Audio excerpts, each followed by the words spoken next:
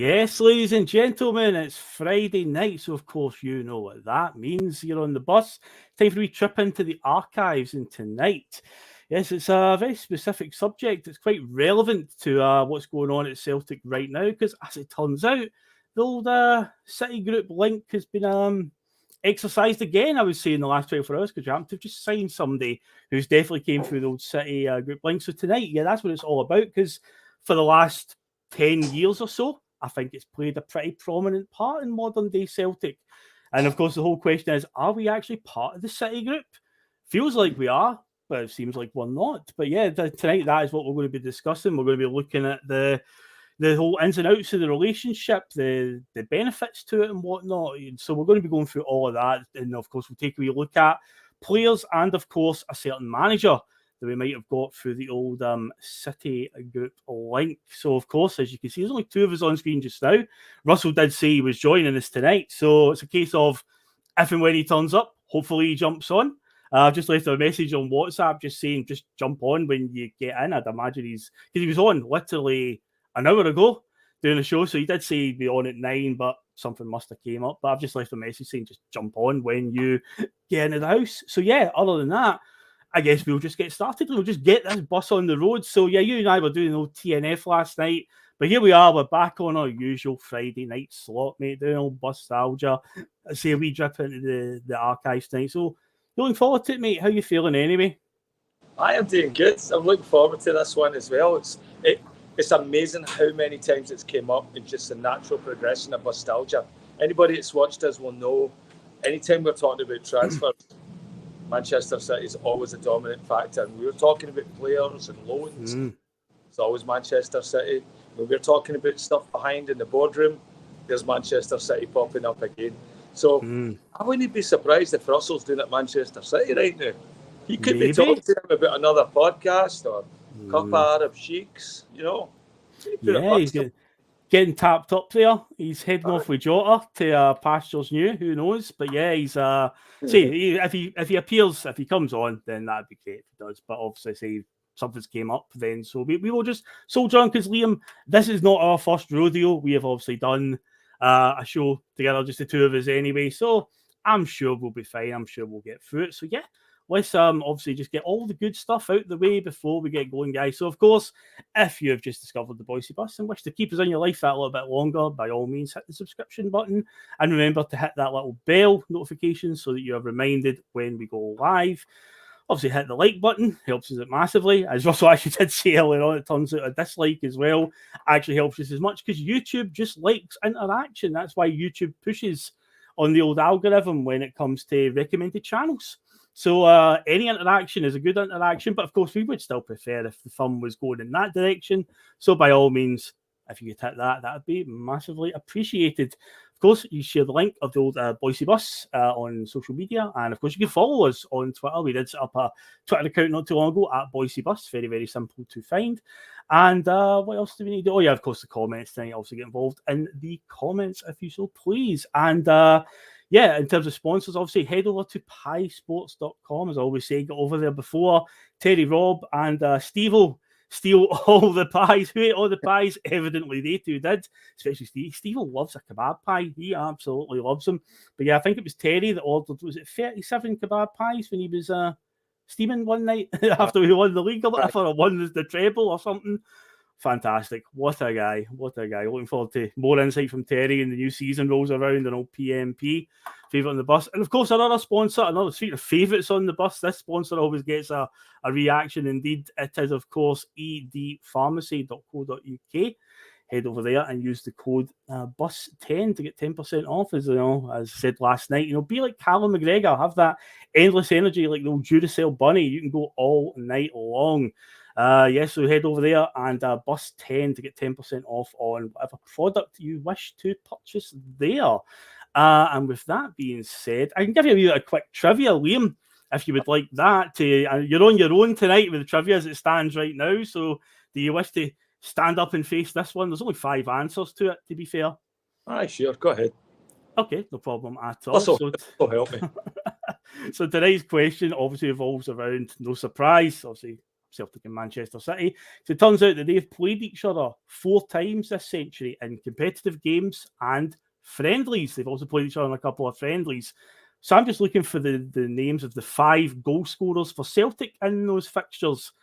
Some of them are pretty obvious, because obviously the Champions League games stand out, but the friendly ones might be a bit trickier. So for the people in the comments, this will be really test you, because some of you might actually been these friendlies, because one of them was at Celtic Park. So you have to dig into the back of the mind for this one to get the answers here. But yeah, 5 answers of goal scorers against Manchester City for Celtic this century in competitive games or friendlies. So that is tonight's trivia to keep you on your toes.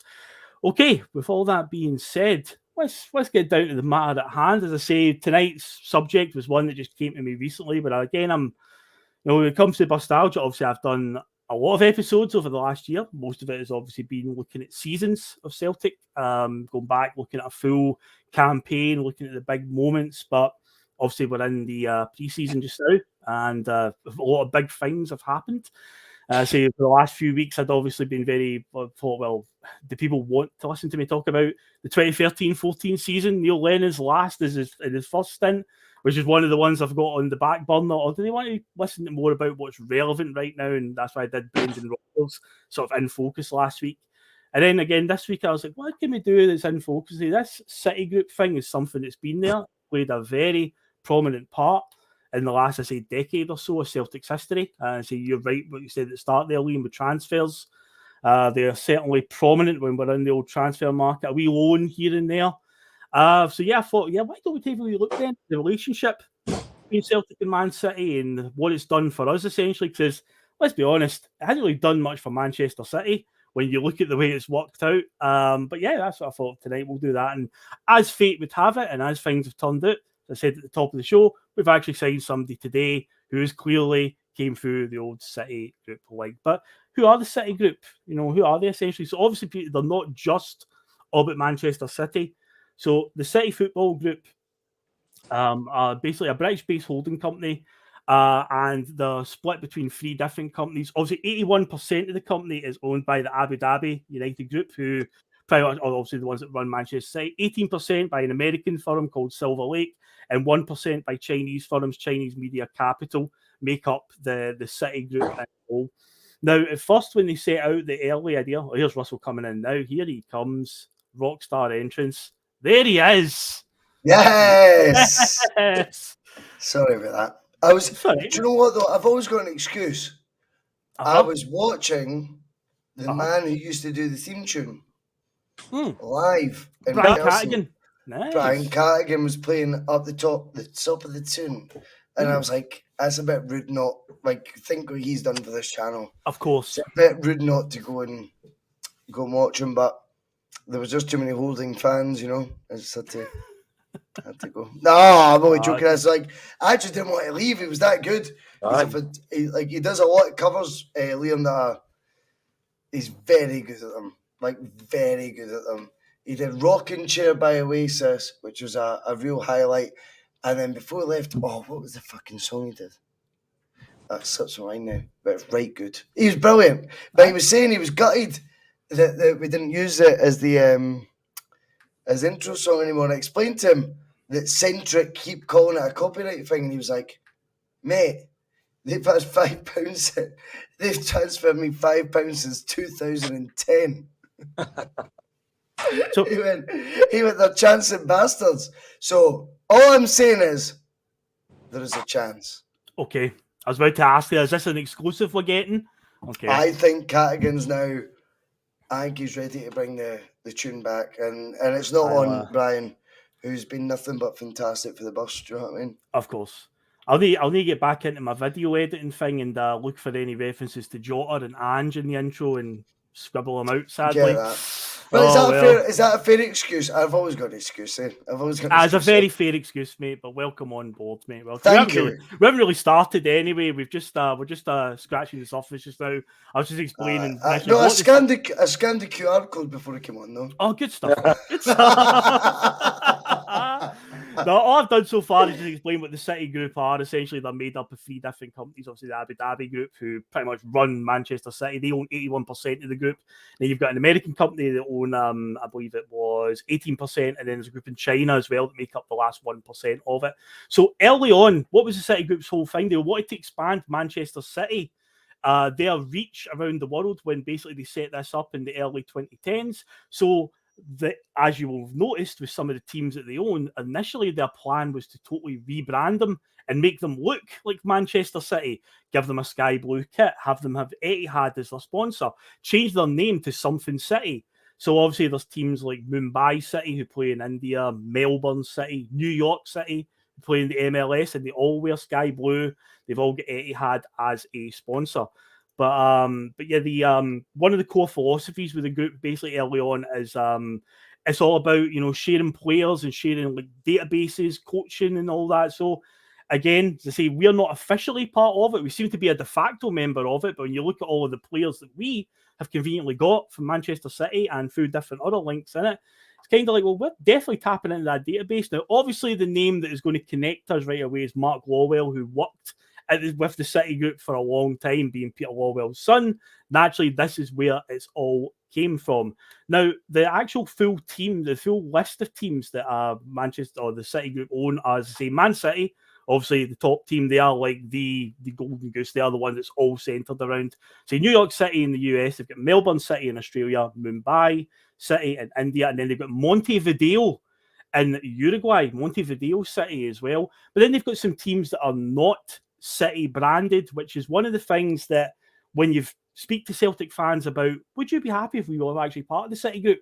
They get in a panic that, but they'll turn us into like blue kits and sponsor Etihad. But no, they've actually got like, because at one point along the way they changed the whole approach. Rather than making it all about extending Man City's reach, they eventually decided, no, we'll keep clubs as they are. So they've also got Palermo in Italy, Troy, or it might be pronounced as Troyes in France, Girona in Spain, Lamel in Belgium, Yokohama F. Marinos. Gee, I wonder if that's going to play a part in Celtic's history. They're obviously part of their group as well, out in Japan. They've got Sichuan Jinwu, that's how you pronounce it, in China, and Esporte Club Barra in Brazil. So they've got quite a wide range. They're all over the place. But yeah, that is the who they run. Now, interestingly enough, when they set this up about sharing players and tax loan, here's one for you, a bit of impromptu trivia that you will laugh at. Russell, do you know who the first player was to move in this whole model that they set up in this network? You actually do know who the player is, but whether you know that it's him. I'm going to go with Dedrick Boyata.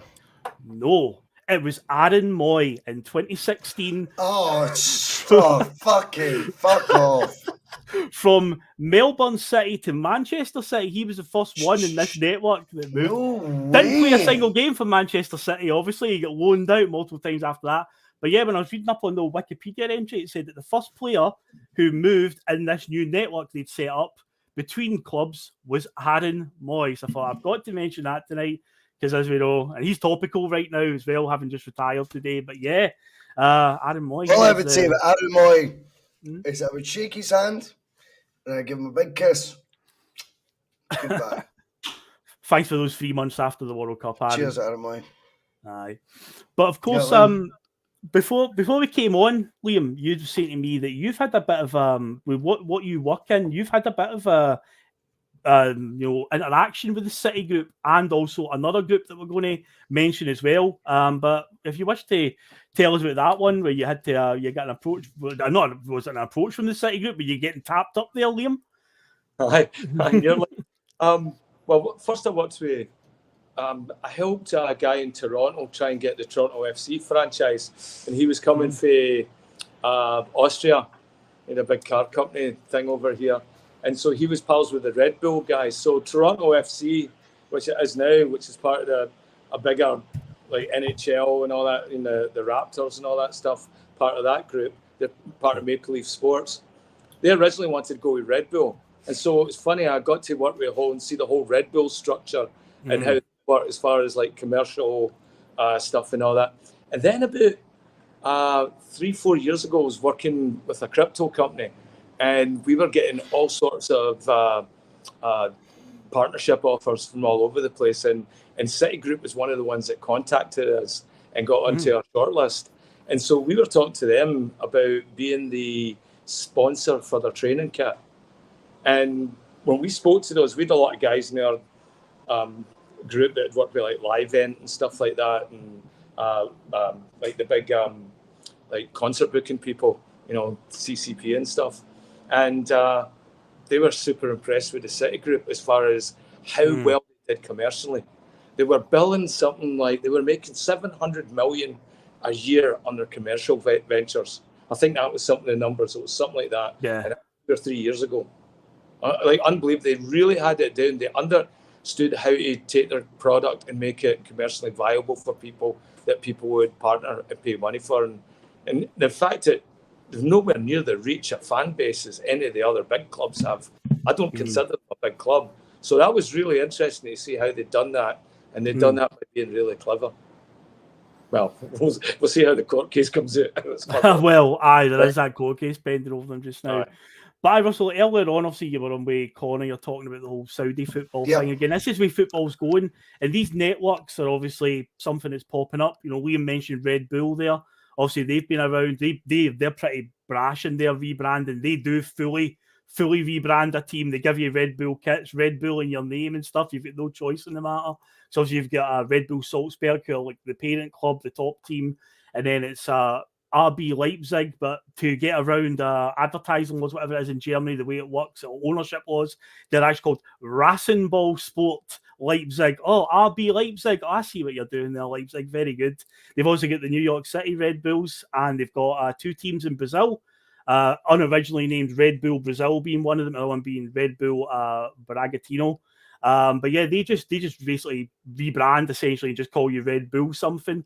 But this is the way football's going, and as Hail Times 2, friend of the show, said here, I'd like to see Celtic do a similar model on a smaller scale, maybe with a League Ireland club, a European club.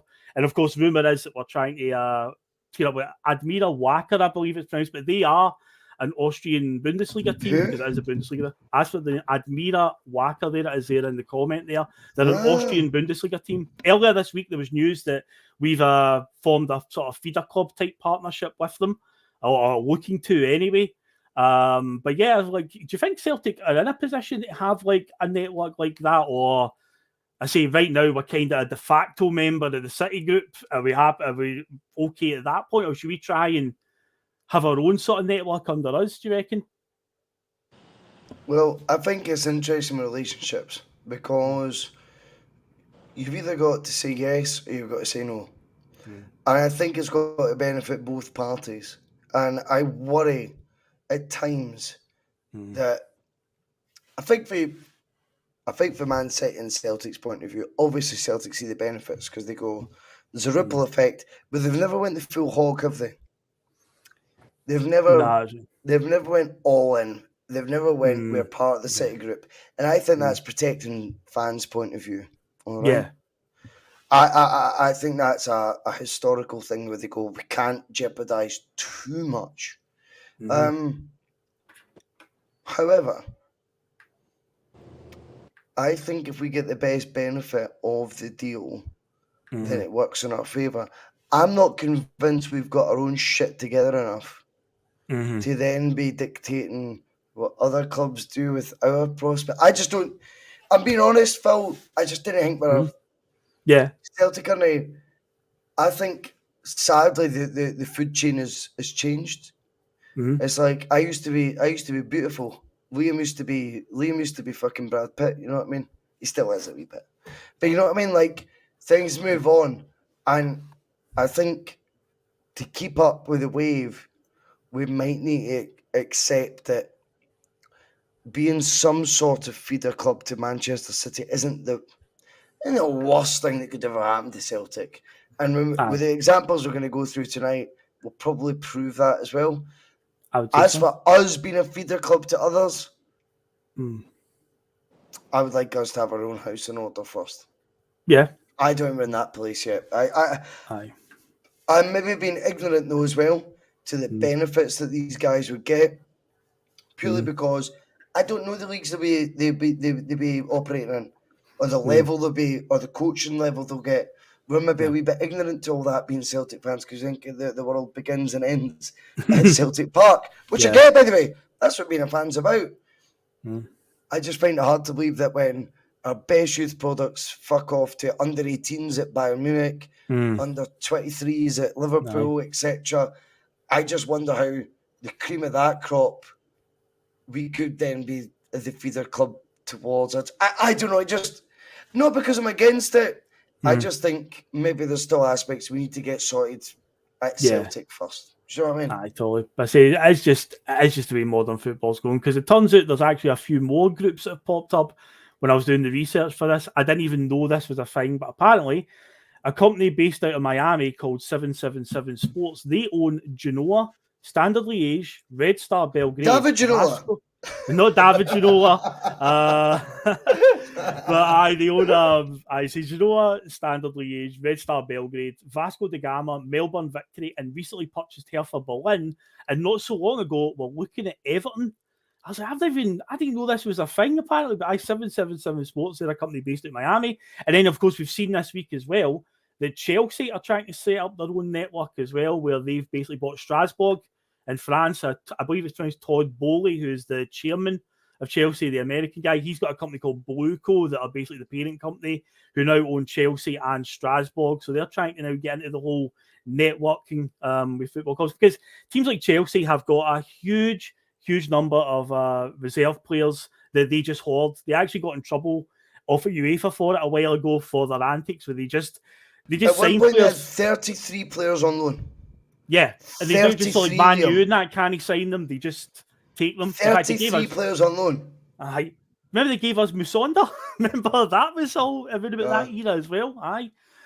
So this is why they're setting up these networks, so they can just move these players very easily around and whatnot. But obviously the advantages of it and looking at it, I say we're like a de facto member of the City group. So we're not officially, but we obviously put part of it. But Liam, here's an interesting fact. How many players the Celtic have had off of City in the last decade have actually gone back to City and made an impact? Because one of the things I think that frustrates many fans at Celtic is when we take a player on loan, particularly from down south, we just see it as we're just developing him so that they can benefit from it. But an interesting fact for you, Liam, do you know how many of those players that have came on loan from City have actually went back there and made any sort of impact in the team? Do you want to hazard a guess? I think the answer is 0, Phil. It is 0. Yes, it is indeed. Not a single one of them.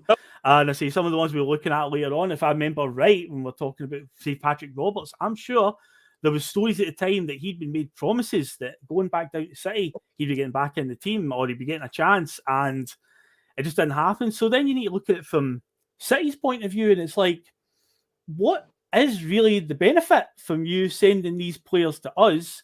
We develop them for a year. We get a good year, whatever, out of them. Say in the case of somebody like Jason Denier, who was phenomenal for us.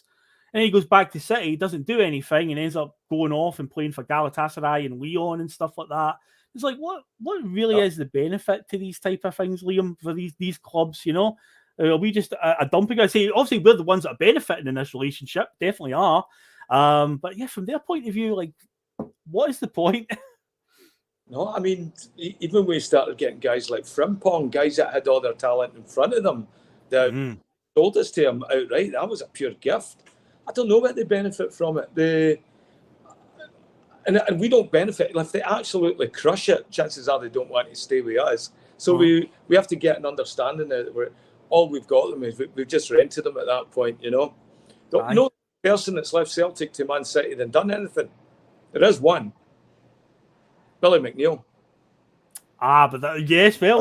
Very good. Very good. He got them promoted, right? In the 80s. Early 80s. Aye. Do you want another one? Do you want another City legend? I had this in my back pocket full for today, because I know, not in a bad way, but I knew you wouldn't have it. Former manager. What about... Aye. two times? Aye. Who? Us. Who? Neil Lennon. Yes, Liam! Yes, mate. He started at Man City. He's got I didn't know that. Oh, you I didn't didn't know know. that? I genuinely didn't know that. I no. didn't think you would. I didn't think you did, mate. Neil Lennon. That is where he got his first. That is where he started, mate. He was. Everyone thinks it was Crew. It was Man City, and he went through. So, see if you read Neil Lennon's. I'm not saying you need to read it, but he released an autobiography when he was only about 35, and it was something that I generally think did shape a wee bit of me growing up at the time. I was about 19 when it came out. And one of the brilliant quotes is that he says, and I'm not saying a quote, I'm paraphrasing obviously, but he says like the City thing fell apart because he had a terrible injury with his back. Right, okay. He says, so now you look at me and you think I swagger around the park with the chest puffed out, and I'm like, yeah, I like that though, Neil. I'm like, I'm into that, mate.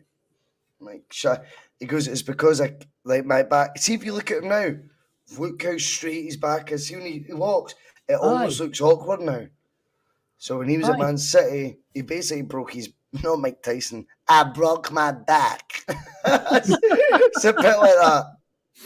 But that's what happened, man. Right, Neil okay. Lennon, and that's funny, Liam knew that. So the city link begins longer than you think. Wow, indeed. Because when guys like Samaras and stuff like that, that was before the Abu Dhabi group took over them, because there was a guy that. Sorry, I know it's not a City group. Sorry, I appreciate that. I do. No, I know, but I'm just talking about, like, you know, because people are thinking how far back it goes, because obviously Samaras was just before the real big money came in, because there was a guy named Thaksin Shinawatra that owned them, and he had to sell up because of whatever corruption. That was when Sven was the manager of Man City, and I believe even Mark Hughes, future Celtic manager, was the manager as well of Man City at the time. But it was around that era. They had like Alano and stuff like that as well, those type of players. And then Rubinho, I think he was signed. Was he signed in the Abu Dhabi era or the Thaksin Shinawatra? It's kind of somewhere in the middle. He was. I think he was the first. I think he was the first before for it. the new era. Tevez was the first big one, wasn't it? When they took over, I think it was Tevez was the first big. No, because Rubinho was 32 million. He was meant to go to Chelsea. Mm-hmm. I think he was under the Abu Dhabi. I think group. He was the new. Yeah, I think he was, because it was. Remember when it was the folk before they got Sven? Sven. Yep. There was Sven for like 2 years, but then I'm pretty confident Rubinho was their first sort of, you know. Thought he was signing for Man United, allegedly. Didn't even know there was a Manchester City. And it was not Chelsea as well. I thought they were getting him. I think Chelsea were in for him as well. Yeah, I think that was at the time was one of the stories. But see, just before the Abu Dhabi group took over, they did come into some money, but it quickly collapsed due to corruption or whatever back in the Far East, and they had to sell up, and then the Abu Dhabi group took over, and it's going from there. There we go. As the Thaksin Shinawatra. I don't know if Jamie's right. I'm not. They might be checking Google right now, but my memory tells me Rubinho was the first of that era because it was Mark Hughes in charge, and I always associate. A little bit there, yeah. I'm sure Mark Hughes is sort of the signal of when they got lively. Yeah, because I remember Bellamy as well. Gareth Barry. Remember they got? I'm sure they bought off Martin O'Neill. One of the reasons why he left. One of the reasons why he left because they refused to reinvest. Sound the klaxon. Yes. Been a while since we've had the old Martin O'Neill klaxon, but there he is up on the screen there. Martin O'Neill. It's been a while. Martin O'Neill.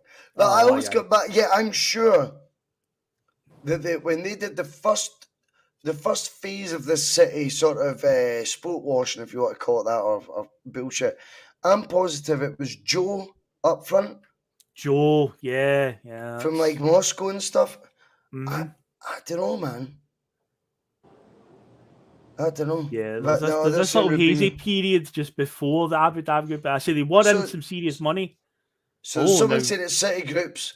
Then Hill Times 2 says it was the first under Shinawatra. But I don't think that's right, Hill Times 2. So I think there was players. I think Alano and stuff was the era before. Yeah, Alano. Shakhtar. Alano. It's hard to explain. Yeah. No, but see, that's City. See, they've had a a prolonged period of being in money, because in the early 2000s, late 90s, they were wallowing down in the third tier of English football, and yeah, they got back up to the Premier League in the sort of early 2000s, and then of course they moved to the Commonwealth Games Stadium, the Etihad Stadium. It was the City of Manchester Stadium. Nowadays it's the Etihad. But yeah, that was but they came out in money around about mid 2000s. I say it was Taxing Shinawatra and then the Abu Dhabi Group. And as I say from the top of the show, they've grown their network since then, and we have we found ourselves as a de facto member of the City Group. So obviously, guys, let's take a look now at just some of the guys down the years that we've got through these City Group links. And I think we may as well start at top, because everyone says, you know, when it comes to a football club, the buck stops with the manager. You know, he's like the be all and end all. So we may as well start with a manager figure. Somebody very, very recent, obviously. I said that when I was going through the teams earlier on that are in the City Group, I came to Yokohama F. Marinos, and I said, I wonder if that'll play a part. Because yes, Ange Postecoglou came to us through that, because as we all remember how it all went, obviously Eddie Howe was pursued for many, many months, and it all fell apart at the 11th hour. And then this name just came out of nowhere on the bookies list. Ange Postecoglou was now the favourite, apparently. In Celtic's statement, they said we are very far along negotiating with another candidate, or talking to another candidate. And this is, of course, who it was. And as we know how the story goes, Russell, many of us were all like, who? As everyone was like, Ange Postecoglou, who? Nobody really knew, nobody anything about him and whatnot. Less said about that, the better. Yeah. But it's safe to say, you know, he did more than all right. But at the time, it was one of those, you had that cynical mind, because it was like, okay, it's Mark Lawwell. The Lawwells have just got on the phone to the City Group. Have you got anybody to bail us out here? And, well, to say he bailed us out is an understatement. Did not too bad in the end. Shunsuke Nakamura. Yokohama Marinos. Yeah, that's another. Yeah, that's what he was before he went to Regina. Ah, yeah. Was he not back at Yokohama Marinos as well? Like, he played there for years. And then he went to, I think it was Yokohama FC, who are like the championship in Japan, if you know what I mean. But yeah, it's funny that Nakamura, again, you start looking back, and I know we're going to do a deep dive into this tonight. Who's tipping off that Nakamura would be good for Celtic? Back in 2005. Who's tipping that off? It's got to be Lawwell, mate. It's got to be the Lawwell connection. We got him from an Italian team. He came for Regina. Aye. He played in Italy when we got him. Yeah, Regina. So, but why is he that out of favour there that he's available for £2.75 million? Now, you look at the money, we spent more on that on Donati. We spent more on that on Venegura Hesselink. And I don't mean that derogatory to them. Yeah. We spent way more than that on Scott Brown in that era. Yep. But Nakamura's someone new, even though he's been shite at Regina, he's good. Yeah. He turned out to be good. So who is it? Because Lawwell was the CEO at that point. He took over. Still fucking Gordon Strachan, is it? No, definitely not. No, Gordon. So, you know, I don't imagine Gordon Strachan had a very in-depth knowledge of Japanese footballers and that. So, yeah, somebody's tipped him off on that one, the availability there. And what would be? In fact, I remember though when Ange did get unveiled, somebody said something to him about Nakamura at one of the press conferences. He says, "We could still sign him if you like," because obviously he was still playing football at that point. I believe he played up till 2021 there. So he only retired very recently. 41, 42. Aye, but yeah, Liam, when Postecoglou came in, naturally, say it was obviously a shock to many of our systems, because again we were so set on Eddie Howe. But what point in time, Liam, did you get buy in essentially with Postecoglou? Like, how long did it take you to go, actually, do you know what? Where you could block out the noise of all the media and all the negative chat about who is this random, you know, Celtic are panicking here. Because for me personally, and I know this is the God honest truth, I just had to listen to one or two interviews with him, and you just listen to how he talks about football, and you're like, this guy, you know, we can't be ignorant of the fact, yeah, he's managing on the other side of the world. You know, football's a worldwide game. So after I just heard a couple of interviews, I was like, okay, this guy, I'm intrigued by this guy. I feel like this guy's going to surprise us. And for yourself, Liam, what was it with you that, you know, you were like, okay, we've actually got a good one here? I think it was the same, Phil. It came through nobody comes from nowhere, right? So everybody's got a history. And then as soon as you start peeling back the layers and you actually see what this man had accomplished, you actually hear what his philosophy in football was, then it all started to resonate, started to make sense. And at that point, yeah, I was fully on board. Also, as well, I played a lot of football in North America, like all across Canada and the States and tournaments and stuff. Did you wear a headband or that? What's that? Did you wear a headband or what? How did you did you cope there? Did you bob it?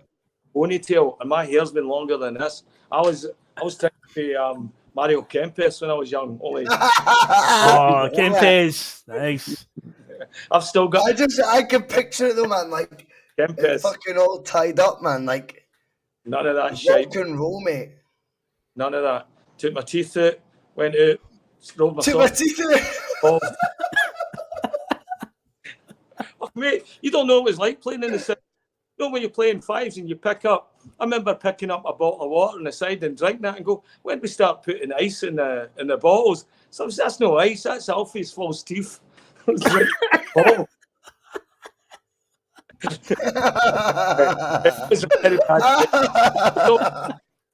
So I didn't see him coming for Australia because I'd met loads of Canadian guys and guys that had played football here, had brilliant ideas and brilliant philosophies of football. And there was lots of players here that had went over and played. I knew guys that went and played in Brazil, Europe, all over the place, from Canada. And so, you always knew as well, okay, so somebody from Australia as well, if you understand football, it's not like you're in the backwaters. You still get all the telly. You're still with great talent and facilities and weather, to actually play football year round.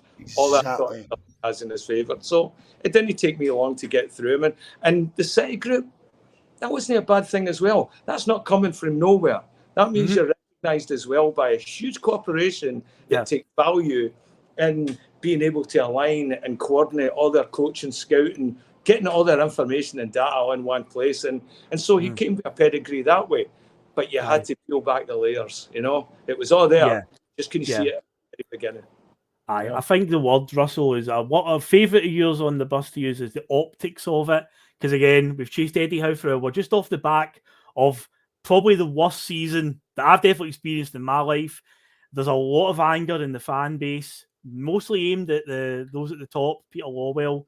And again, we know about the City Group link, and it's like Eddie Howe falls through, and then this guy who happens to be at a team that are part of the City Group comes through. So naturally, there was a bit of anger, and we were obviously subjected to numerous journalists that were telling us about Postecoglou and his style. And I know yourself. I know your story about that. And me. You weren't exactly won over when you're hearing things mate. like he'd rather draw 4-4 than win 1-0. And it's like, hold on a minute, mate. This guy's coming to Celtic. 4-4 draws every week ain't acceptable.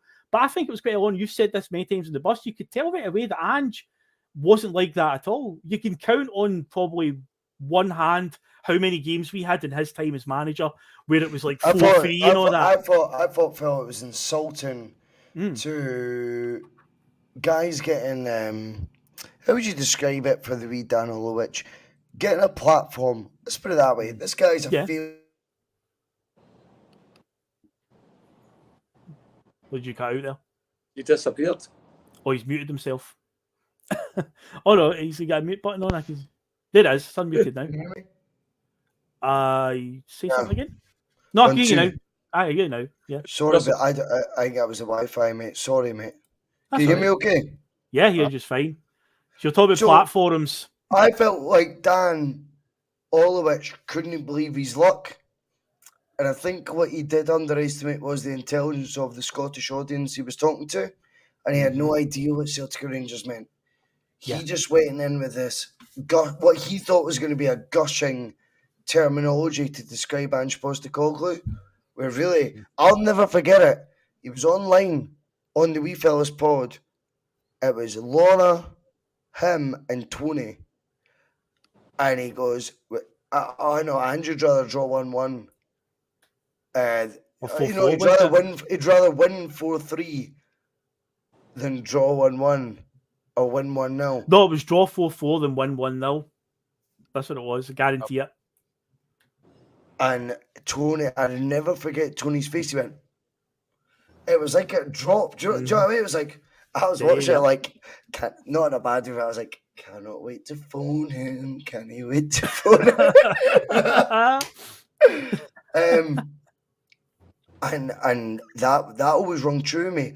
And if you remember, I think it was about 6-7 months ago, I tweeted and I tagged him in it, and I went, because he was like gloating about Angie's successes, and I was like, I remember this. I was like, all right, mate, not being funny. You know the one who was saying he'd be glorifying fucking 1-1s and 1-0s before.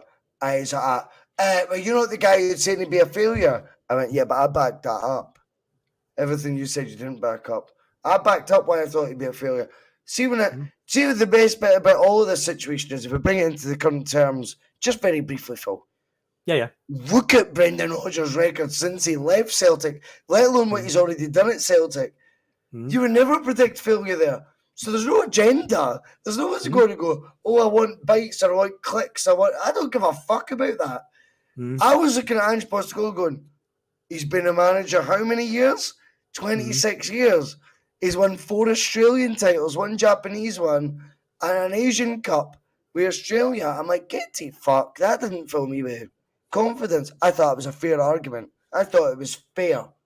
Yeah. You scrutinise it. I thought trophy laden was a bit much. Yeah, you didn't really check out when you Trophy laden. I mean, Kevin Jinkle won a couple of league titles at Stirling Albion. He's a fucking trophy. He's a trophy laden though. Yep. So I always thought it was relevant, but I was glad Ange proved me wrong. Yeah, exactly. I don't know how we've gone with this, but it just fucks me. No, it's because I'm talking about Ange. Just talking about that, really. Nobody's got the bollocks, so just to say their own opinion. 420 somewhere, by the way. Thank you. Thank you very much, sir. But no, as I was just talking about, I was just saying with Ange coming in, there was obviously a lot of doubt, and it was right. There was, that Celtic fans who did have doubt were right to do so, because after what had happened over the last year, I say the optics of it are, we've just blown the title here, the 10 in a row, and everyone hates Peter Lawwell essentially, and he goes to the City link, the City group link again, and it's like, well, what we're going to get here, because again, we didn't know. But I say after a couple of interviews, just hearing him, I was like, no, this guy, he is coded up. There's something totally about agree this with guy. That. I totally agree with that. Yeah. Totally agree with that. Yeah. And then again, when you look at what we were told about, he'd rather draw games 4 each. I say, if you look at his time in charge, you can count the number of games that ended with a ridiculous high score line probably on one hand. Say we beat Hearts 4-3 last season. We had a game against Real Betis that ended 4-3. We certainly didn't draw any games like 4 each or 5 each or anything like that. So I think Ange adapted really, really quickly and knew that, yeah, maybe I did play a bit of an attacking gung-ho style in the past, but I'm at a club now where I can't afford that, especially after the start he made, Liam. It's something that we've talked about before. 7 games into the league campaign, he's drew with Dundee United and he's lost to Livingston, Rangers and Hearts. And it was kind of at that point where he did do an interview, Liam, where he said after the game, we've got to be pretty much perfect from now to the end of the season. And we pretty much were, because we didn't lose a league game from then to the end of the season. So he adapted again really quickly. As I said, despite what we were told about he'll just keep playing the same way and he'll be gung-ho, he realised this isn't working. I need to change it and make sure that we navigate these fixtures, and can't fault him for it, Liam. He'd be a great guy to take on a road trip with, because he knows how to get the most out of a tank of gas. Because I felt would he talk to you on that road trip though? Because he says he doesn't talk to people on long trips. Would he just sit there with his arms folded and speak to you? Even better. It's like Australian site anyway. But terrible part. And but I think he rinsed everything he could out of that team to get us there as well. He went on that perfect run, and it was that perfect run waiting for the reinforcements to come in January. That was that won us the league. It was that thing. If we had dropped one of the games, I don't think we'd have been anywhere near in that position. And we did that with Ukogo. We did that when Ange was going through his first year of, remember we were saying hamstring again, like yes, and everywhere, Yep, that's right. It was. Yeah. And so, we had guys like Aidan Moffat and all that leading the line in games. Bada was playing. Yeah, we Moffat. I remember him. Yeah. And so that part got me excited about. It was like, wow, like he's making the most out of what we have right now. And then the fact that we got signings in and we delivered them, they were showing up the day before the window was open, ready to train. That's right, yeah. And all that. And so all that stuff there in that first 6 months, that showed me that everything was different at Celtic, that we had changed our expectations, especially after that shit show of a season we just had. All of a sudden, things are getting done right. And I think Ange gets a lot of the credit for that. But so does the board as well. I've been able to create an environment that boys were showing up and able to walk into the team the day they were signed and know like a 3 weeks getting fit projects and stuff, you know. No. Definitely, but you mentioned the hamstring thing there, and the fact that Brown Warrior does come in and say he didn't change it, it just took the team time to adapt, which, again, looking at the amount of injuries and hamstrings, it did take the team a wee while, because that first 6 months, you know, they were dropping like flies, and Liam probably did as a name for the past, Moffat, Owen Moffat, like he got a League Cup winners medal, he came on in the League Cup final that beat Hibs, and Mikey Johnson, I think, started that final, if I remember right. Kyogo had a hamstring injury in one of the European games and was basically rushed back to play that game, scored the 2 goals, and then I think he copped an injury not long after, because then obviously Giakoumakis played pretty much the rest of the second half of the season. But yeah, it did take the team a little bit of time to Giakoumakis is one of those boring conversations that becomes you're almost we've heard that narrative before. Do you know I hear a narrative a lot of times, Liam? And you're fucking right. Aye. There's only one reason someone repeats something. See, unless you're trying to push a narrative that, like, there's an agenda involved. On the bus, there's zero agenda. Never has been, never will be. We all know that. Although I did tell you 10 days ago that Aaron Moy was retiring. You did actually, yes. You said in the group chat, aye. 18th of June. 18th of June, I knew that.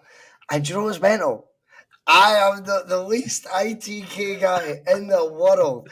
I'm just an idiot, Liam. Who people like when they watch the channel, they look at Liam sitting there with a rolled up shirt sleeves and they go, what a place this bus is to be.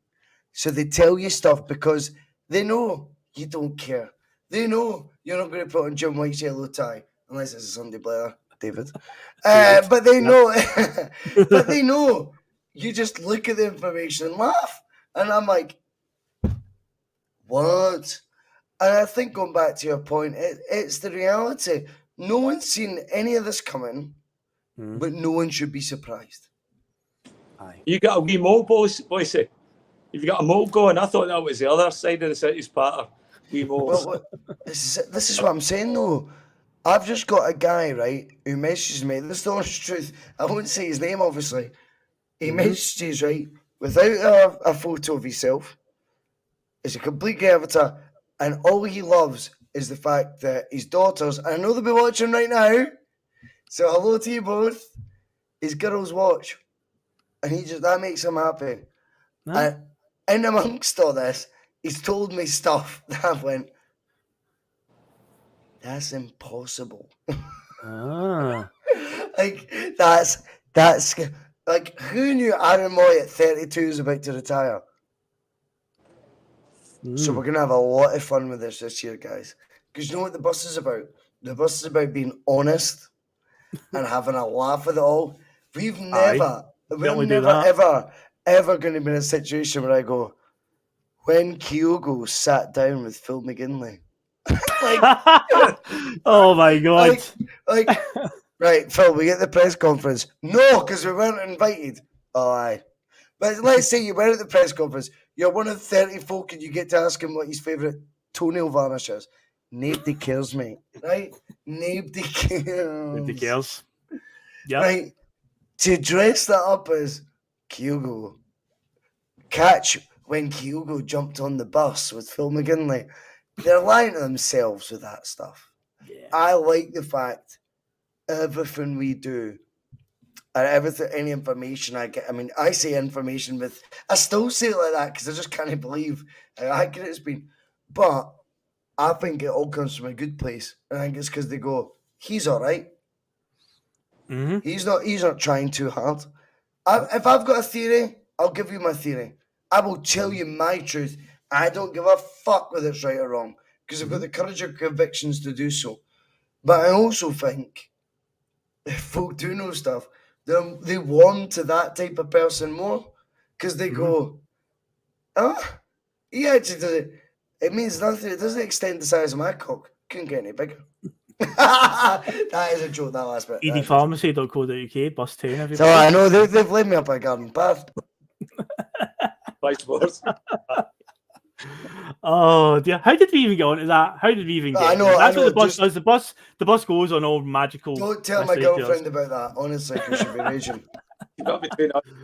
But yeah, just again, and obviously it all worked out in the end, safe to say. And obviously he's off to pastures new now. But let's move on to another City group connection, and kind of going back to something that was mentioned earlier on, because we're going to bring Neil Lennon into the subject here, because Liam, obviously it's well known that the biggest transfer fee that Celtic have received for a player at the moment is Kieran Tierney. It might end up being Jota in the very near future. But there's another player lurking in the wings that if a transfer goes through this summer, could end up being the biggest that we've ever received, and that would be Jeremy Frimpong. Now, why did I mention Neil Lennon there? Because Neil Lennon was the manager that signed him, and I believe Enzo Maresca might have been the manager at the other end that sold him, because he was in charge of like the reserve team at Manchester City, and let this one slip through the net. I think it was only like 300,000 that we signed him for, and this was the same window that we brought in. Well, obviously Lustig had left. We needed a right back. We brought in El Hamid, the Israeli right back, who also was coming in to be the starting one. We brought in Moritz Bauer, who was on loan from Stoke. So he was like the cover one, and then one for the future, one for the B team, one to develop Jeremy Frimpong for a couple 100,000, 300,000, whatever it was. He was kind of just like another City group signing, just coming in. But it was quite early in the season with El Hamid having a bit of an injury track record. Moritz Bauer clearly not being that good. I think it was a League Cup game we're playing against Partick Thistle, Liam, where Lenny, obviously it's a League Cup game at home against Thistle. So he puts in Jeremy Frimpong, and again, just using some fans, well, in fact, majority of fans don't need spreadsheets to tell them if a player's good or not. I remember being in the stadium that night and being there watching that game, and watching Frimpong, you could tell right away, well, this boy's got something. There's something exciting about this lad. And Neil Lennon, he had the courage of his convictions, Russell, to put Frimpong in that team, and he pretty much didn't come out the team after that. But yeah, Jeremy Frimpong, I say, as it stands right now, there's a lot of talk swirling around that he's going to make another move from Bayer Leverkusen. We've already got 11 million out of them. There is a sell-on fee, and depending what he goes for there, could be a pretty penny here that Celtic get for Jeremy Frimpong. But again, when he first came in, you couldn't have foreseen that coming with him. No, I mean, he was one of these signings that totally flew under the radar. I remember when he first came on the pitch, I was like, who? Frimpong? And everybody, that's an unusual name, and then when from the first 5 touches of the ball, you could see that this kid was the real deal. I mean, took that game, he was rapid, he had bravery, and he was getting involved. He wanted to show for the ball. I mean, there was a couple of things about Frimpong when he was, before he left, he was getting kicked off the park. He was getting no protection for the referees whatsoever. You can see that I don't think he'd have survived another half a year in Scottish football the way the hammer throwers were getting to take liberties in that way. The other thing I liked about him was his after game interviews where he completely owned it. I mean, to see a boy just come out and be himself and know like the rehearsed, like the Alistair Johnson, I just went out there and gave it 100%. And that's a hockey interview where Frimpong's out there. Oh my God. And he was, he sounded like he just wanted to be pals with him and that. And then some of the funny stuff was him showing up in social media. Did you ever see the one where the guy's he's on a chat group to some guy's daughter, and he's walking by and he comes back and goes, Jeremy, are you talking to my daughter? Are you? It's like, Dad, get out of here. And he was chatting up the guy's lassie, and he was a Celtic fan. I liked him. I thought he brought an energy to the club that we needed. And supposedly, I remember hearing earlier on that was Guardiola was pissed. He was like, where's that was that wee Frimpong guy or whatever, however he referred to him and that. And actually, apparently Maresca, I believe, was in charge of the under-20s team or whatever at that point in time. Whether he sanctioned it or he's just a coach, I don't know if the under-20s necessarily have a designated manager that conducts transfers and stuff. That'll be all done by a committee, similar to what we're doing now. But yeah, I believe Maresca was the coach of the under-20s at the time at Manchester City. So, it's interesting with his sell-on fee. I hope that we've learned for that. And I hope that whatever we get for Jota, that there's a similar type sell-on fee. Because you imagine if he goes to that Saudi league and he proves himself there and he switches for another team, they're paying money for team to team down there. That fee would be astronomical. And we could probably end up getting more on that. So hopefully whatever he goes for as well, we've got a really, really good sound second tier strategy of selling money. Aye, indeed. Now, Russell, you had a point up on the screen a minute ago from Glasgow CSC. So I'll come to you on that one because he's saying a bit of revisionism going on. I think with Frimpong, I think the 10 in a row season, but everybody was terrible in the 10 in a row season. Everything fell apart. But I do remember his play seeming to regress massively at that point. I remember when we actually sold him, there was fans that were, despite the fact he was clearly at a sort of kind of hit a plateau, there was a lot of fans saying, we should be getting more than 11 million for him and so on. So it's a bit of a weird conflict there where some fans, even though they could recognise that he wasn't playing at his best compared to that first year that he was in the team, were still saying, 11 million still way too cheap for him. So he might end up getting a lot more than that now. But how do you feel about it? Because do you think it was just the whole season they all just fell apart and he's just a victim of that? I think as well the makeup of a transfer deal we're very naive to. I think it actually frustrates me when it comes to Celtic fans. I want across the board. We've now kidded all my mini accountants, and whilst we slag off Rangers for winning the coefficient cup, the coefficient points cup. See, to be fair, how many times have we won the best accounts in Scotland cup? We do. We are like it's guilt ridden across social media, right? Yeah. I think when you look at it, I would always say Jeremy Frimpong's deal. I felt it did feel underselling. I think Brian Murray is saying undersold. I felt that at the time. 11 million. See if they've got mechanics in this deal, which clearly they do, that they've had the foresight to go install that clause. Bear in mind, if you're a fucking pub seller, like I used to work in the pub. I don't know if I've told you this, Phil. UK's youngest publican ever. £1 million turnover in wet sales. Like I'm the Simon Jordan of shite boozers, right? If you gave me a big bottle of fucking wine and you went, Bhoycie, sell a few glasses of that, right? And you'll make this. But see, once it's aged in a few years and you sell a couple more, you can stick an extra 30% tax on it. But really? Yeah. I think the Frimpong deal has been structured in a way we are naive to because we are drawn to the headline value. We're going 11 million? What? But realistically, he was bought for 450 grand before that. £450,000, mate. That's fuck all. Like, give me one other example of a 450 grand player leaving within 18 months for 11 million pounds. Let's just say that was it. How dare we question that? That's brilliant business. It's astounding profit. And now it's about to turn into 21 million if the move that seems likely will be Manchester United to Real Madrid. I think when you look at those 30% add-ons, again, I think when you look at Van Dijk, for example, man, right? Van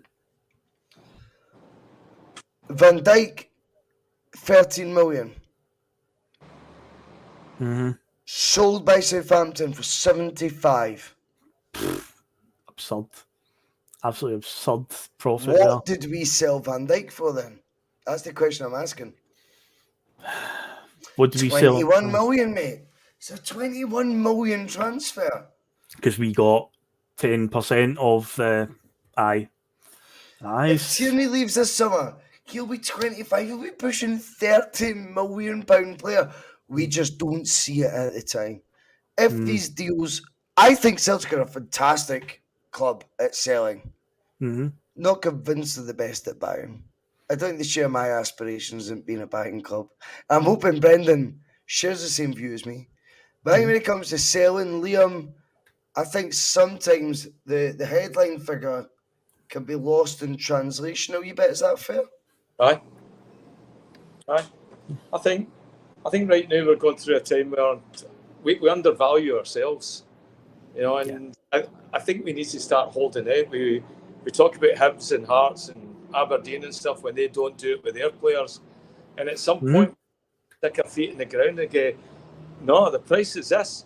I'm always surprised when you see guys coming from different leagues, like guys coming from Serbian and Croatian leagues and all that, and going to big teams for teams in Italy and England for fees in excess of 40 million. See a lot of that happening there, and I don't know why the Scottish teams can't do that. And we've already proven that these people can go on to big careers. We've got a lot of players playing in that league right now have came through our game and benefited from it. So I don't know. I think we need to. That's something our board's going to have to acutely aware and be actually now that when we're getting these things, if we can't get that fee up front, then we want to get a reciprocal payout for the selling on fee. And maybe that's what's holding up the Jota deal right now, of that being official. Right. If we're not getting it up front after, nobody can see that. Yeah, it's because this boy, you're spot on, pal. Yep. And the same, Frimpong, say the names that you've mentioned there, Real Madrid, Man United, I think Bayern Munich's name falls to me, because they play in the same league as Bayer Leverkusen, so they see him on a weekly basis. So again, these type of links are coming up. And Graham Martin could be spot on there. Neil Lennon. Graham Martin, no one wants to hear that, mate. Not that we don't on the bus, but Graham Martin, no one, for whatever reason, decides that exists. Yeah, that's true. Yeah. Lenny did a fantastic job at the player trading model, as it's known. I think Lenny, when he first came in, was very ambitious. Like, he wanted Sol Campbell. He would have paid him 40 grand a week. Remember Joe Ledley walks round the Olimpico Stadium in Rome. You walk round that, you're falling in love with that, right? Surely. How can Neil Lennon, in his first ever gig as a manager, talk you round to pay you less, but you're joining us? Fantastic management, that is. No one wants to hear it, though. It doesn't fit the narrative now. He's a dick. He's an idiot. He's an alky. Bullshit. Ledley came out as well. Like, he's still a Celtic fan. He enjoyed his time. Not at one point did he ever regret that move. And so whatever Lenny told him and whatever he promised, he fulfilled. He delivered on it. Does he get enough credit for that? No, he does not.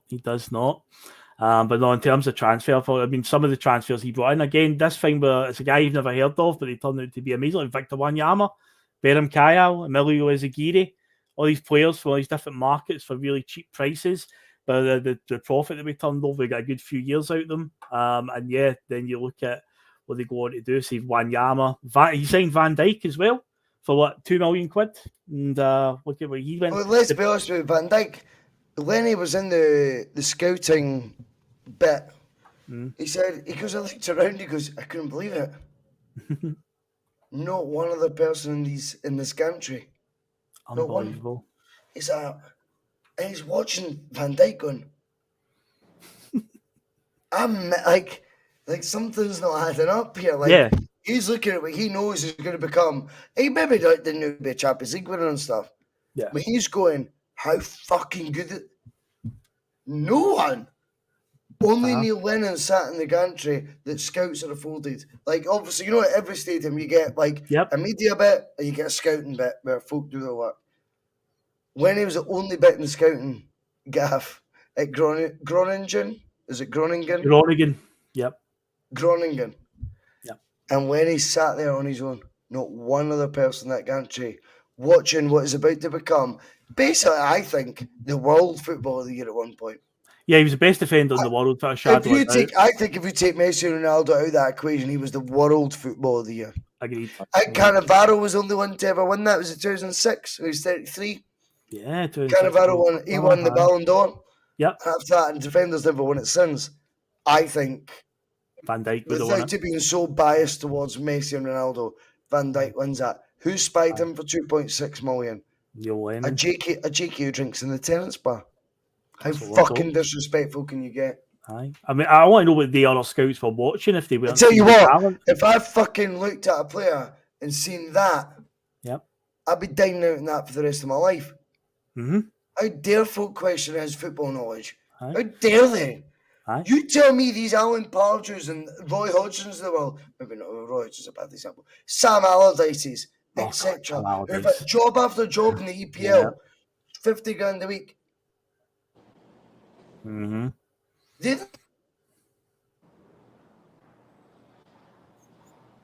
Nah, I he's, don't know if I froze there. you Sorry if I did- froze there. You did briefly, but I get the I'm gist just of saying, it. Yeah.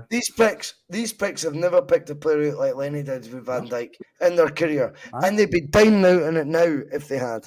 Aye.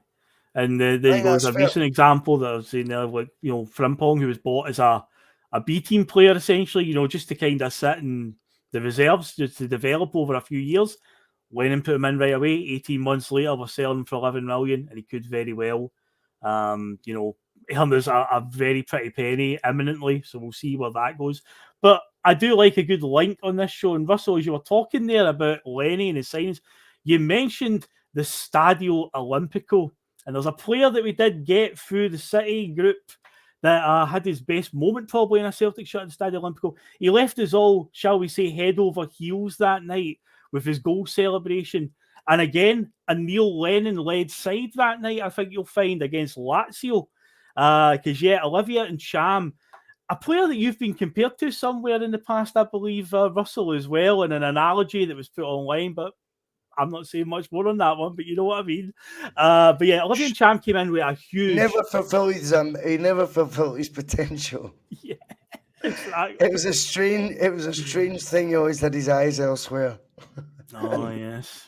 How profound for the wee indeed. fella. I mean, that wee fella must be going through a different fucking summer than us, you know what I mean? He'll sit outside Celtic Park, you know what I mean, in a jacket that fucking Cordiafini would be proud of. And kids on his into fucking, it's just a clown, that wee cunt, you know what I mean? I didn't need time for him at all. I need time for him. He's an idiot. But I think the Encham deal, again, was insight from the City group. Yeah. And deep down, if Celtic bit and Celtic were meant to bite, that was a £4.5 million signing sold to Porto for £14 million. These are the facts. Yeah, that was... So that was not a bad business deal. Mm-hmm. It's all about the timing. Do you know what I mean? Yeah. Because as we've learned, keeping players a bit too long beyond when they want to stay can be detrimental. Again, the 10-in-a-row season. Cham was obviously there at the 10-in-a-row season as well. He had his chance. But when Cham came out, it was Brendan Rodgers that signed him at the start of his second season.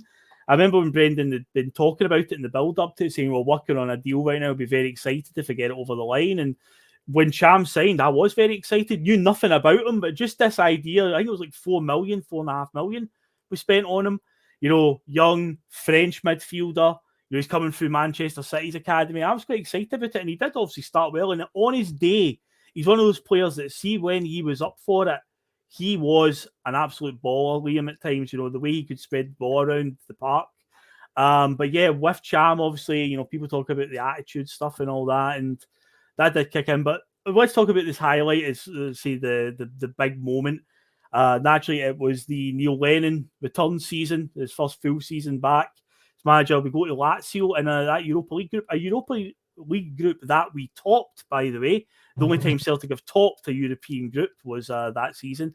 But Celtic had never ever won on Italian soil. Now, we beat them at Celtic Park in the first meeting, but that moment when Cham's full on goal, because I think it was, does Edward intercept a pass? Somebody intercepts a pass out of defence and then plays it into Cham's path. And the angle was always going away from him. And there was this wee moment where you felt like, oh, it's gone. The chance is gone here, because it was getting away.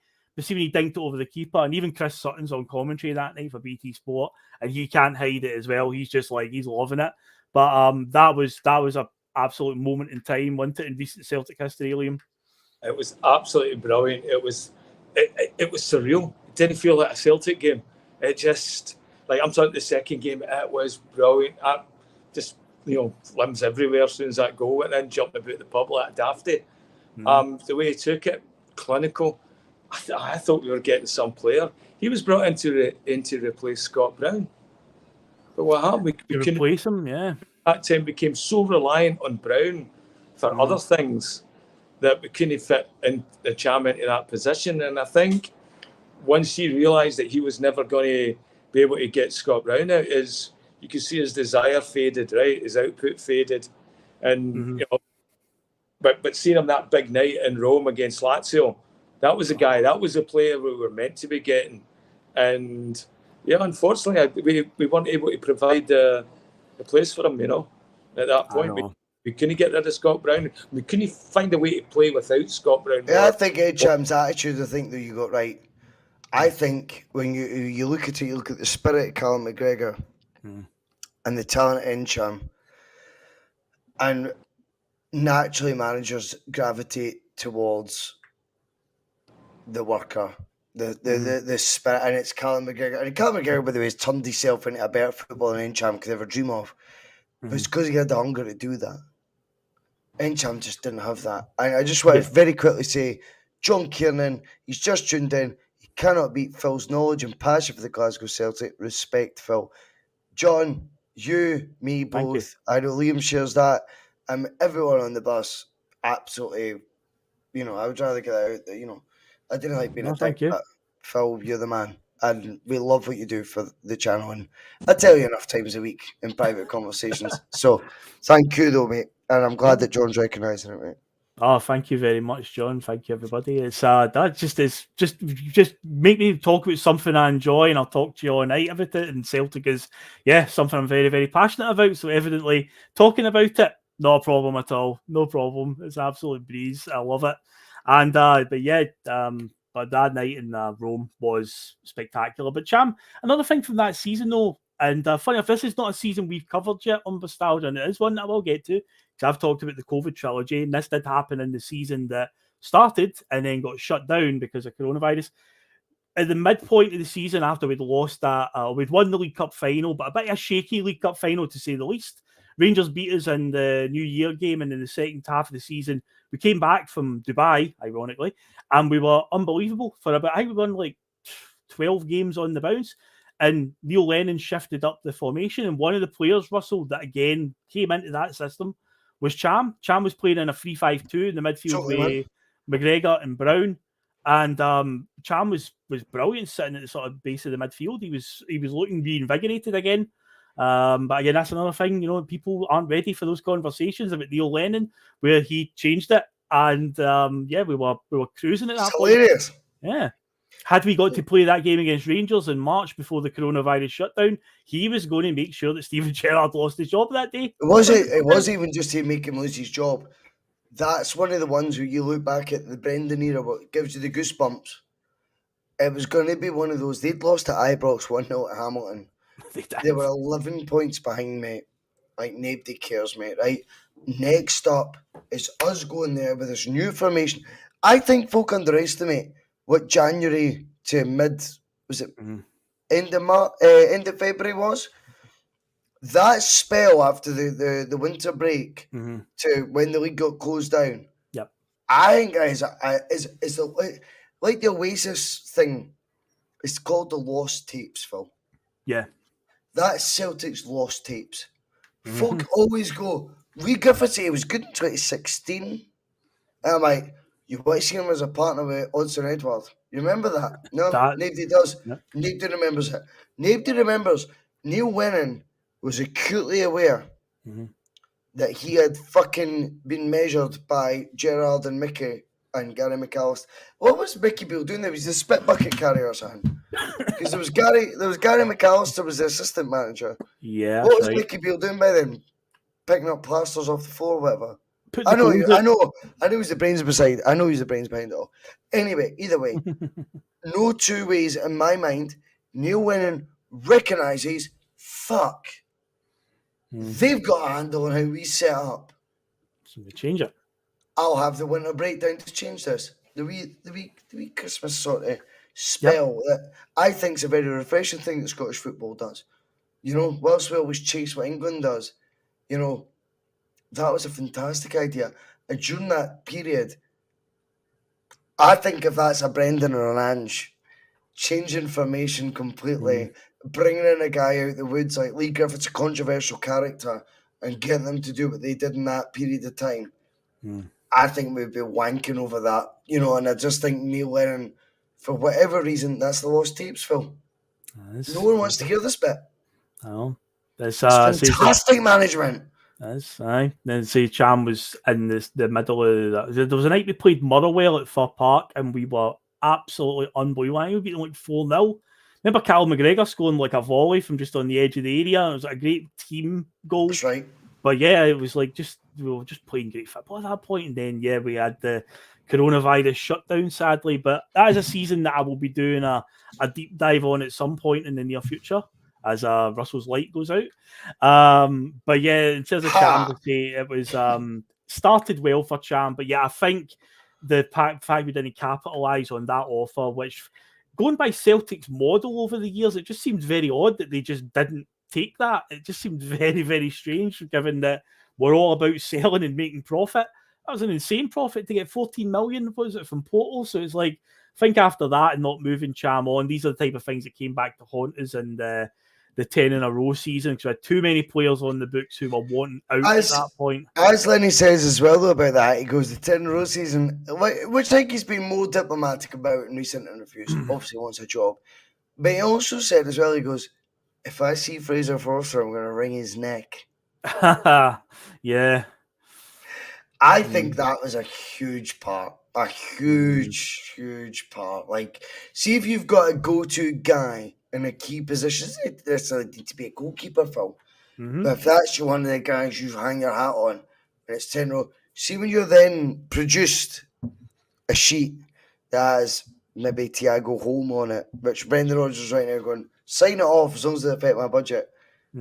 Lenny's like, is that how I now need to go to? I've never heard of him. Yeah. We've worked it out though for you, Neil.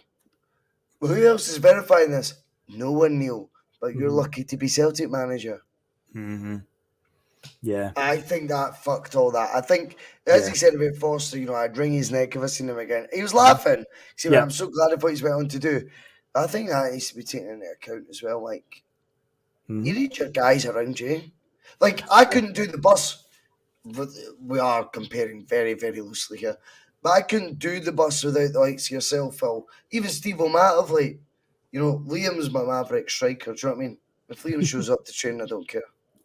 Mario Kempes. I don't care. I'm like, are you going to be good on Friday night? He's like, I'll be brilliant, Bhoycie. I'm like, on you go. But it doesn't work unless you've got your Fraser Forster in there. And like, you know, you need guys you can rely on and guys you can count on because you know them personally, not just because of the ability they can bring in. And I think when you look back at that, you go, when he wanted to go Fraser Forster, not because he was like being lazy in terms of his transfer attraction, he goes, I don't have a coaching team behind me that I know. I need guys at least, at the very, very least, on the part that I can trust. I think that's fair. No, that is definitely fair. Because in his first spell as manager, it was clearly obvious that he had a lot more free reign. So we look at the players, the personalities of the players that he signed, how they all gelled, how some of them to this day still talk about Neil Lennon, best manager I played under. It's insane, Phil. Die for the guy. But then you look at the second spell and you're right, it was more like, you know, oh, we're just going to give you this guy and give you that guy. And that's not how Neil Lennon operates, you know. He needs to have that connection with the player. And it was doomed for failure. But let's talk about, let's keep things current with a more recent man. Obviously, Brendan Rodgers is back. Let's talk about Brendan Rodgers' first time, because he obviously had a few players that came in through the City group, or initially players that came in under Ronnie Dyler that then Brendan picked up and helped them to find that next level. Because obviously two players that he inherited when he took over was Dedrick Boyata, who we brought in to replace basically Jason Denayer, who was good for us in the one season he was on. Him and Van Dijk together were unbelievable. You talk about, you know, managers who love a player that can pass out of defence. You know, that's thanks to Pep Guardiola and his Barcelona team of the early 2010s. Every manager wants a defence, you know, that starts the attack, they pass out. And in the last 10, 15 years at Celtic, the two best centre-backs that we've had at the same time who are so capable of that were Jason Denayer and Virgil van Dijk. And I say Denayer was unbelievable, but no interest, obviously. He's one of those guys that after, you know, he's left, his name would always come up, or get him back. And it just seemed like, I think there were suggestions out there and windows after that, and it just seemed like Denayer wasn't really interested. He definitely looked down upon the levels. And to be fair, the year that he was playing in Scottish football was a Rangers free SPL. You know, it was one of those ones. We were playing Aberdeen, Yeah, I'm sure and that. Motherwell. Yeah, I'm sure that Preston North End striker would have given him a lot of headaches, mate. They make up as they go along. But in Europe, though, he did get a wee taste, and obviously Inter Milan was a big one there. But yeah, that was a defensive calamity that night. We gave away so many soft goals against them. But yeah, sadly, when it comes to Scottish football, you know, when you're at Celtic European games, you know, how many you guaranteed a season? 6 minimum, maybe. Just depends. So the lure to come back to Scottish football with no guarantee of prolonged European football. You know, Jason Denayer went to play for Lyon, ended up captaining them, done really, really well there. Obviously, he played for Galatasaray as well. But then, obviously, when Denayer had left in that summer, we brought in Dedryck Boyata, who kind of bounced around a few different teams down south. And under Dyler, things that second season were just, you know, things just, even though we won the league, we limped over the line. But yeah, we had a centre-back, like, grouping of Ambrose, Denayer, Boyata, Tyler Blackett, Jozo Siminovic, who was injured every second week. So, yeah, we kind of limped through that season. But yeah, when Brendan came in and took over, Boyata was there, and genuinely, he faded into the background, and I genuinely forgot Boyata was even a Celtic player. So when we got midway through the season, in the invincible treble season, and we beat Rangers at Ibrox, and Eric Sviatchenko, who'd been playing week in, week out, alongside either Siminovic or Kolo Touré, Sviatchenko had a bit of a shaky game at Ibrox, a game that we did still win. But yeah, the goal that Rangers scored that day, he was, I'd say probably at the root of the losing that goal from trying to pass it out defence. And for whatever reason, he disappeared at the team after that and got a game very, very seldom. But Dedryck Boyata came back in from the cold, which a lot of fans are like, as I say, I genuinely forgot Boyata was even at Celtic at that point. I was like, oh, is he doing back? You know, you thought with the January window, maybe we would have went and bought another centre back. But no, he comes back in. And he was a man transformed, Liam, to say the least, because this wasn't the Boyata that we'd seen playing under Dyler the season before. So this is a guy that came in and didn't lose a game for the rest of the season playing at centre-back. But yeah, it was a bit of a surprise. Again, this is what we talked about with Brendan Rodgers, where he finds levels in players, and he installed some kind of confidence in Dedryck Boyata. And yeah, you see, he came back in that invincible treble season halfway through and didn't lose a game, as it turned out. But were you surprised as me when he popped up on a team sheet in January 2017? Like, forgot this guy was even a Celtic player. Aye, I mean, we all had big hopes for him, but one of the guys that just disappeared. But when he came back in, I remember thinking, yeah, I liked Shevchenko, but he couldn't dominate in the air. We were getting a lot, like Rangers had a big team, they were throwing big boys against us, going into Europe, that sort of thing. And I think, see, that's what will be interesting with Brendan now as well. He likes a bit of power in his team. He's like O'Neill, likes a wee bit of muscle, bit of physicality. You know, that's why, you know, I don't think Greg Taylor's long for the park. You know, he'll be for the off soon. You know, and the same way he cut out Shevchenko, he wasn't a bad player. But the way he saw that as a fault, and that was going to be a weakness in our team that other teams could target. And the last thing he wants to do is just give them any opening whatsoever, because our margin, we don't expect to lose games. We don't like giving up goals. One goal against Rangers, that's enough to identify a problem. And hopefully for Brendan to go, right, we need to fix that. So, you know, I'm hoping he brings that to the team with a bit of ruthlessness. Now, when Boyata left, I was sad to see him go. But he's sort of seen the character of him as well. You know, he was very much as a mercenary. And I know we're going to come across loads and loads of gains, and We just talked about, the ego of Ange and things like that. When anybody talks back, I think we're in a better position with Rodgers. Rodgers, I think, as you can see with that move with Eric Shevchenko, business is business. He'll make the hard calls to benefit. And I think that's what Rodgers was doing there by bringing him back into the cold. He was showing the other players, listen, there's a fine margin here. You've got to get it right and follow the instructions every single game, every single ball. Yeah, I remember Brendan being interviewed around about the time about Boyata coming back in, and he talked about, he's stuck to the training plan. Obviously he'd been up at Lennoxtown and he'd been just grinding away, and eventually he got rewarded.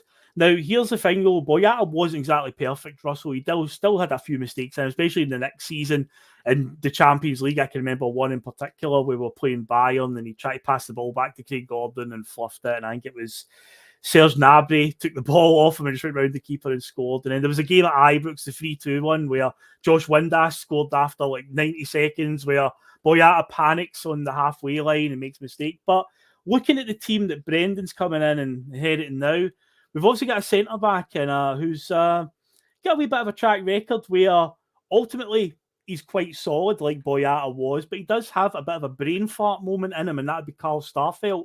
Do you see similarities there in, how Brendan's going to work with Starfelt and Boyata? Because I've liked Starfelt, I've always championed him, but I do take on board that, yes, he does have that brain fart in him from time to time. Champion's a bit much, Phil.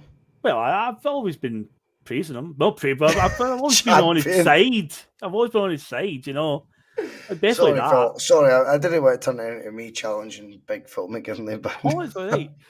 No, but I'm not sure. I think champion's a bit much. I think he's done good. I think sometimes you underestimate the guys who do the steady Eddie job. And I think, in terms of you want to make a comparison with Boyata, I am convinced that Rodgers' first move when it comes to centre-backs will be retaining Starfelt. Cameron Carter-Vickers. And then it will be who plays along him. Do I think Starfelt will get a fair chance under Brendan, though? Yes, I do. Yeah. And that'll be the big difference. This is a real manager, mate. I'll contrast and compare. Rodgers did not give Chris Julian a fair crack of the whip. But the folk want to admit that now. Like, see the amount of replies I seen on Twitter the other day when I went underrated. He's a fairy, mate, against London Dykes. I think you could put a lot of people in that Almondvale with spaghetti head pitch, and they could look silly, Liam. That's my honest truth. I think when you look at this guy broke his ankle or whatever the injury was, he got smashed his kneecap, I think it was. It was horrendous. By crashing in to stop a goal against Dundee United at home. A game will win anyway.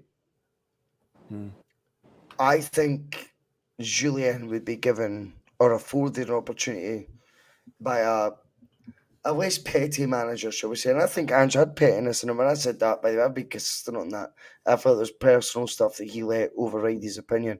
I don't think Brendan will have the same pettiness or, to play devil's advocate, preference towards Starfelt. He'll not need to prove that Starfelt is good. He'll not care about that. But will he give him a fair crack of the whip? Yes, he will. That's very important too. Will he bring in a centre-half?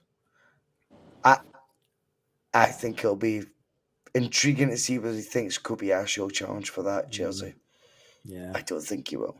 I think we'll start judging players on a different level under Rodgers than what we did under Ange. And I think that should lead people back a wee bit back down the path and go, you just wanted everything Ange did to be great, didn't you? You were so up his arse. Brendan gets more scrutiny because Brendan's that good. Well, I'd rather have that scrutiny. Yeah, well, don't be surprised if we get to the end of the season, right? This coming season, and Starfelt has got the stats for the player that touched the ball the most times. Because Dedrick Boyata, incredibly, despite playing half a season in Invincible Treble, at the end of the season he touched the ball the most because they did love the old pass it out short to the centre back who passes it sideways to the other centre back.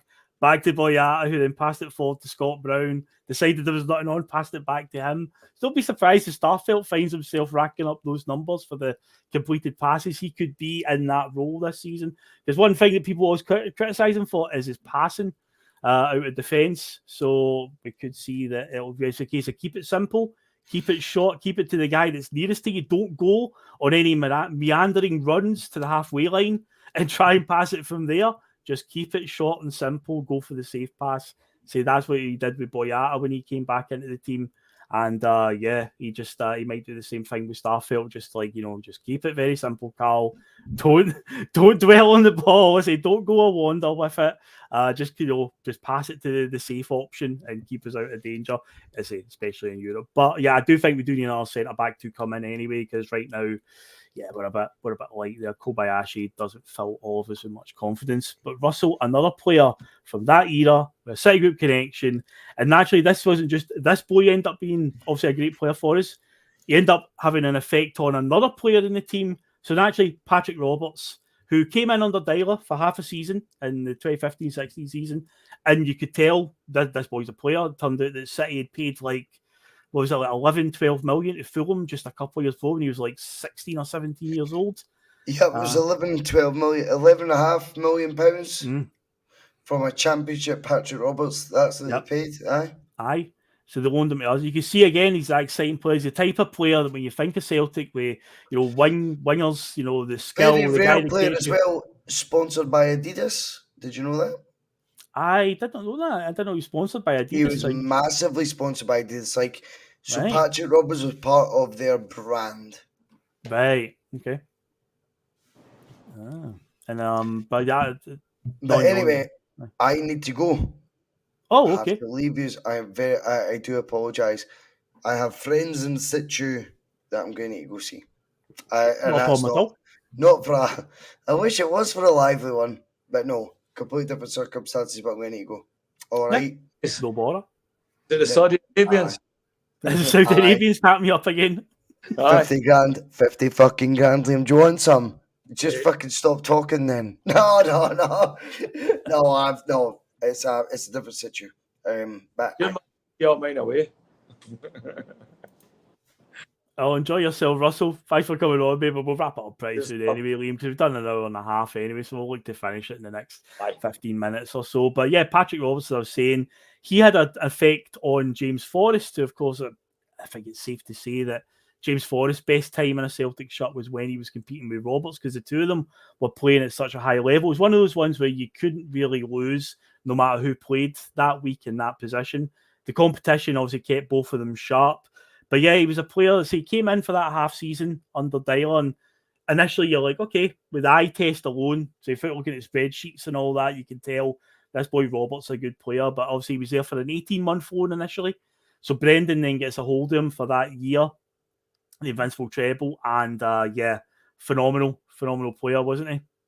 Aye. It's funny how the media fixated on his friendship with Tierney. All this bromance stuff. I mean, that stuff's up in it, But you wonder if that was if they were able to help each other as well, because both of their careers seemed to elevate at that same time as well. And just having like-minded people both want to train hard and do their best and all that. And I think Tierney probably helped him a lot with just the expectations of the club, what we were about as well. And he kissed the badge, and I never think he kissed the badge, but as you said, he didn't get the red microphone, did he?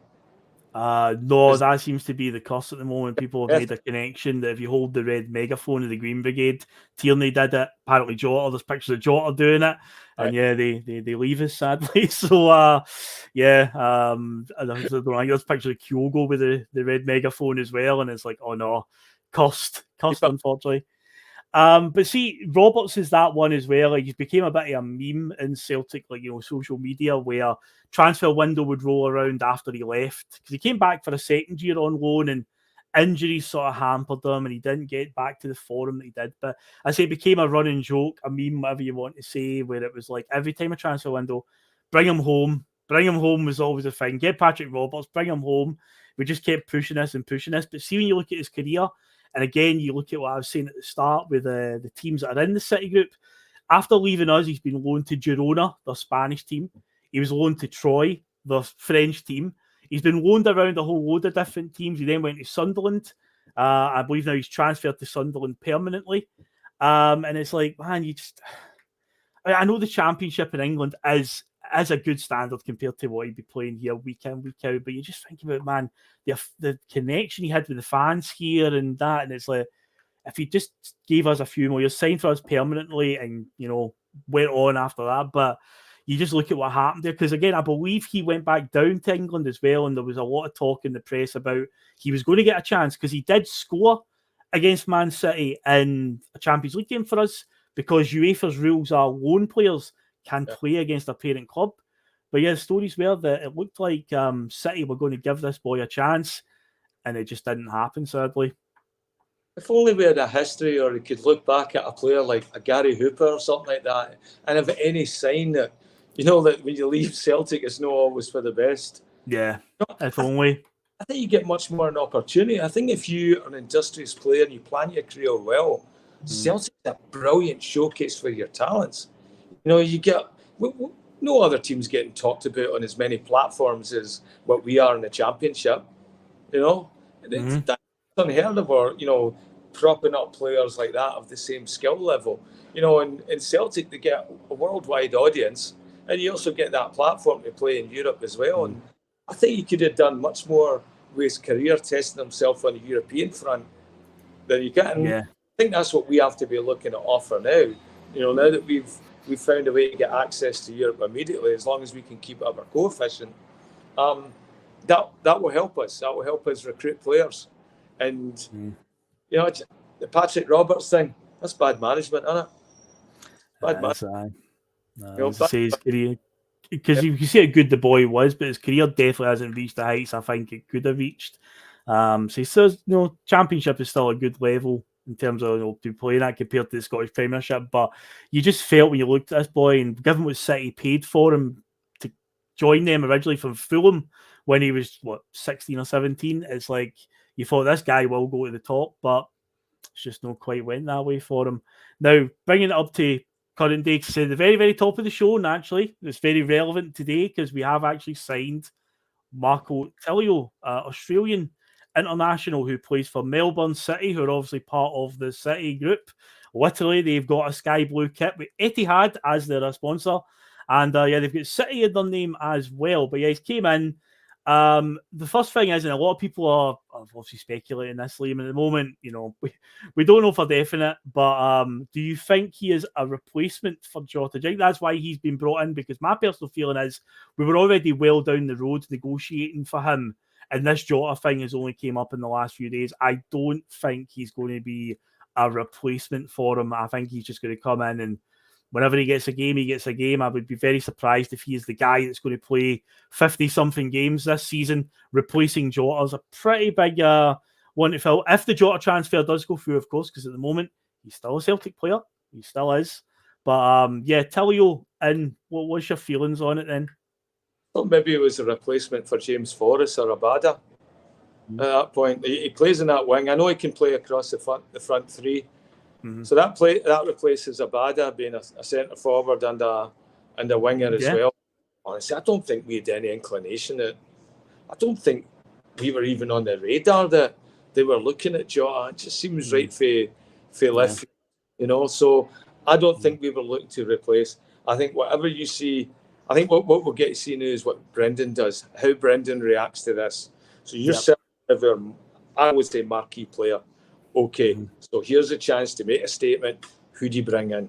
Who are you going to bring in? Where the fans are going to get engaged and we're going to get right behind it. Right, okay, Brendan's got this under control. And I don't even know who that is right now because looking at the other positions and all that and seeing who's available, did not think we'd go without Jota this year. And I think, on my part, we're going to have to, as a club, we're going to have to start looking, as Anne said, these guys aren't here forever, and we're going to start being a lot more transitory and moving a lot quicker and all that. And so I think that's also as well too. So I think we've got to be harsher on players as well. If you're not doing it immediately, you don't get this grace. We're going to be, 3 years to get it together and all that. I think Anne's got given a lot of grace because certainly by myself, I thought we were in a building process. I thought we were buying into philosophy and not, results and just, stepped onto the, to the Premier League and that. And so I know that Brendan Rodgers has got 3 years. He's got 3 years he's guaranteed us. So I want to invest it every single year. None of that should be building. So our replacement for Jota has to come in and hit the target and be what the fans see is an upgrade. He's got to offer something more, a bit consistency, a bit physicality, something that Jota doesn't offer, so that we come out of that and thinking, okay, we got a lot of money and we've got a really, really good player that's coming in to fill him, and then we've got our prospects like, Trillo and all that as well. Yeah, I think it's just been coincidental because I've seen a lot of fans are like panicking and saying, "Oh God, we've replaced them with Tilio." I say, I guess it's just been timing. It's just happened, I think we were well negotiating the Tilio one. Because again, this is when we talk about the new transfer policy at Celtic. There are players who are clearly signings of the club, legacy signings, whatever you want to call it, where they'll work on that. They'll get these players in for to help with continuity over years. But then there'll be players that'll be very distinctly Brendan signings, and you'll know what they are. And I don't think Tilio's one of them. But I say from we've seen obviously a lot of praise for Tilio coming from Australia, saying he does look like a player. Because obviously Daniel Arzani is a player that instantly I thought of as soon as I saw it. I was like, we did get that Arzani on loan for Man City, and he played 20 minutes for us at Dens Park and got injured.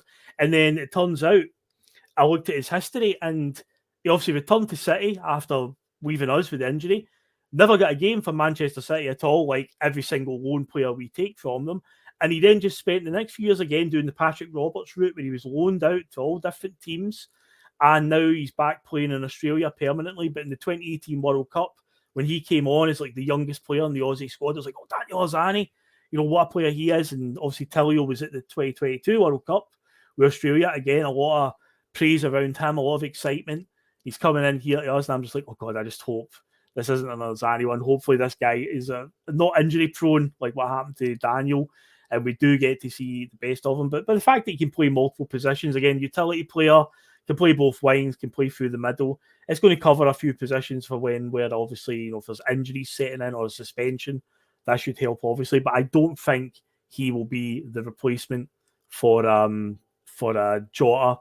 I don't think he is. I think we're going to be signing somebody much bigger than that, because you're right, Liam, this is a chance to, and then there's still doubters out there, people who still aren't happy about Brendan coming back. There's still going to be fans, but if you get a big marquee signing in the door along with him coming in, that's going to go quite a distance. But the way things are going with the whole Saudi League thing, I think it's going to push up value of a lot of players in other leagues right now.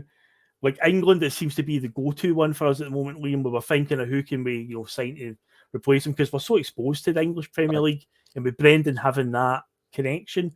But I think with the prices down there, it might surprise you. It might be a player, because Jota was obviously signed from the Portuguese league, so it could be a similar league to that where we sign a player of like a decent amount of money put down on him, where it'll be like, oh, he's actually the guy to replace him, rather than looking at who's a reserve player in an English Premier League team that's not getting a game just now, rather than going down that route. We'll look to go to a similar model of what we got with Jota, where it's young guy that's got the superstar potential, and he's playing at a reasonably good league across Europe, a league that's definitely better than the Scottish Premiership.